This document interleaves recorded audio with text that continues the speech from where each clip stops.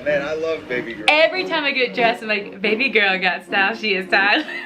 Yes. I'm like, yeah, baby girl got style.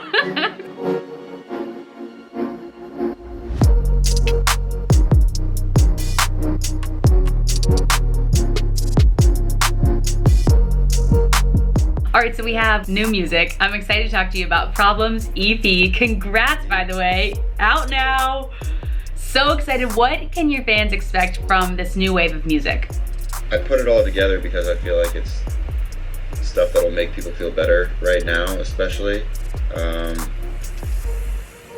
I know what it's like to go through the dark places and the depressions and be running from your demons all the time, and now be confronted to face them. It's like some of the songs are just about like the feeling, like capturing a feeling of loss. Like when Kobe Bryant died, I wrote Life Goes On because I thought it was so unfair that someone who'd done so much with their life had that kind of tragic ending. And it just like for a second it really took a moment to be like, wow, like even with something like that, life still has to move on. And I thought that was going to be the worst thing to happen this year. I know, right? Yeah. But I mean, that's such a beautiful song, Life Goes On. I wanted to ask you about that because I saw, that the story behind it. What does that song mean for you now when you go back and listen to it?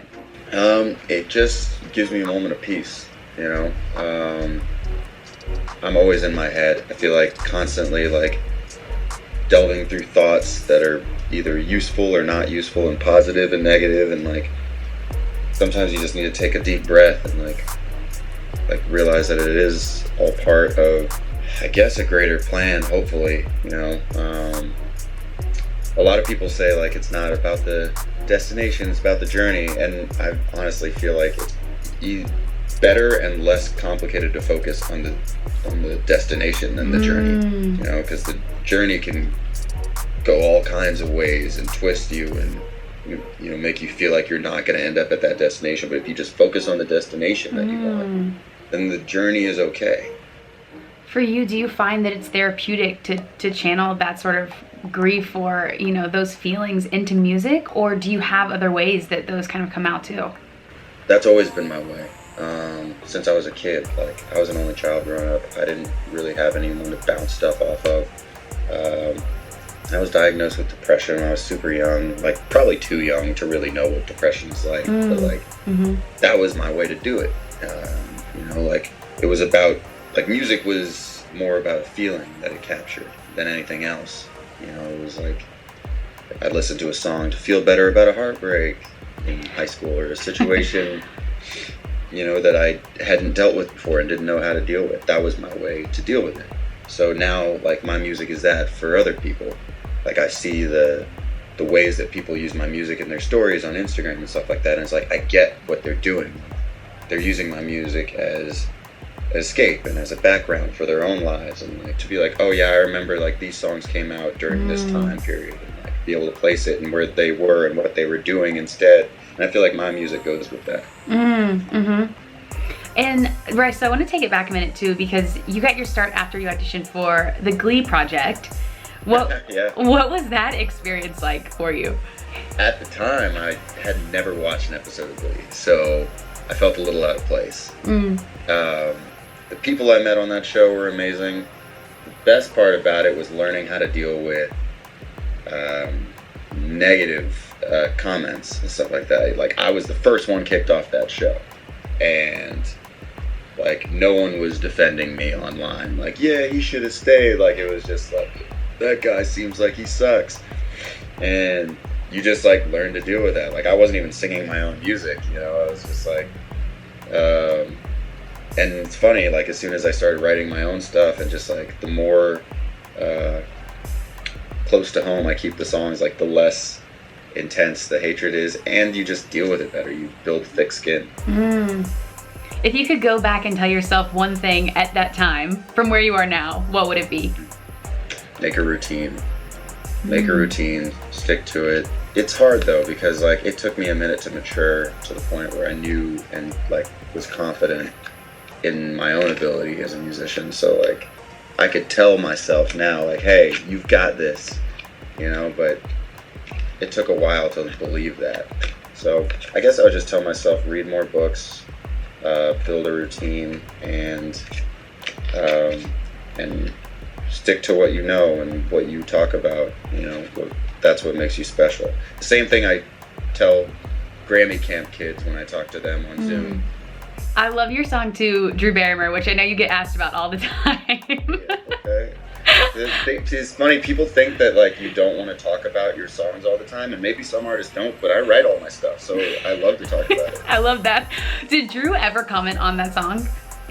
Yes, dude, in the coolest way possible. How? I was a guest. I was one of the first guests on the Kelly Clarkson show. She's amazing, by the way. I love Kelly Clarkson. She's one of the coolest, funniest, sweetest people I've ever met. I wish her all the best. And she loved my album Carnival, so she had me as one of her first guests. And I'd never actually been like a talk show guest. Really? No, I'd only like, I've done all the like daytime shows, like I've done Jimmy Kimmel and all that stuff, but I just have to sing. I just have to go on stage and shake and be like, oh my God, I don't want to be a meme. Please don't make me a meme. I need to go out there and sing. And then take a deep breath when it's done. But I've never had to actually talk on a show. And my mom's sitting in the front row, and like Jay Leno's sitting next to me, right next to me. And I'm like, dude, what is going on right now? And Kelly says, while we're taping, I had no idea that this was going to happen. She says, did you ever hear from Drew Barrymore or whatever? And I'm like, not lately, haha, whatever. And she's like, well, a fan commented on something. Why don't you look at the screen real quick? And there's this huge screen behind us, and Drew Barrymore pops up. Stop. She goes, hi, Bryce. Hi, Kelly. I'm like, no. What? And she's like, Bryce, I love your song. I'm so honored that you wrote a song about me. I love that song so much. I'm so glad you guys are hanging out. Bye. I was like, what? What is going on right now? Wait, that's so awesome. That's so fun.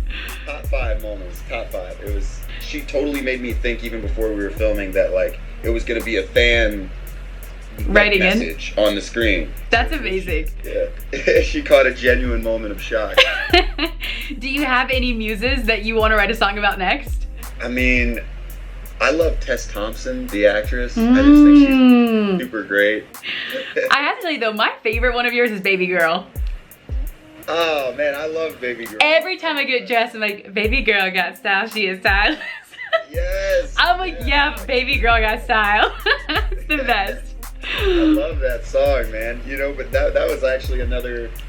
So I mean, I was thinking I was gonna be singing that song in like rooftop bars in New York all summer long. That came out literally right before the quarantine happened, so it didn't get the life that I knew that it was gonna have at all these clubs and bars, and everything shut down right when that happened. But I love that song, man. It's so fun, and the video is so fun. Oh, the video is sick. I love the video.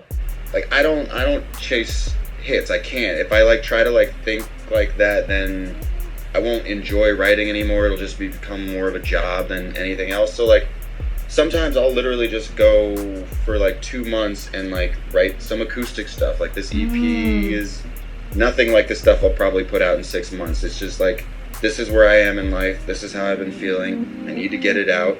And you kind of compartmentalize it literally into one delivery of art, and then it's done. And then you're on to the next project, and then you're on to the next thing. That's cool too, that it's like so vulnerable and real, and you feel the emotions and everything you put out. It's like good to know as a fan too, and for your audience, that they're writing whatever you are at the same time. Yeah, I think that's why I feel so close to them, and they feel so close to me.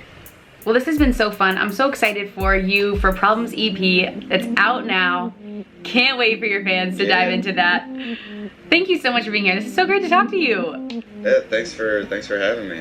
This is a blast. This is the nicest thing, aside from actually being able to sit face to face with you. Right. I can have. So thank you. Perfect. All right. Well, thanks, Bryce. We'll talk to you soon. All right. Bye. Peace. Thank you so much for watching. Make sure to stream all of Bryce Vine's music on iHeartRadio, including his new EP, Problems, out now. I'll see you next time.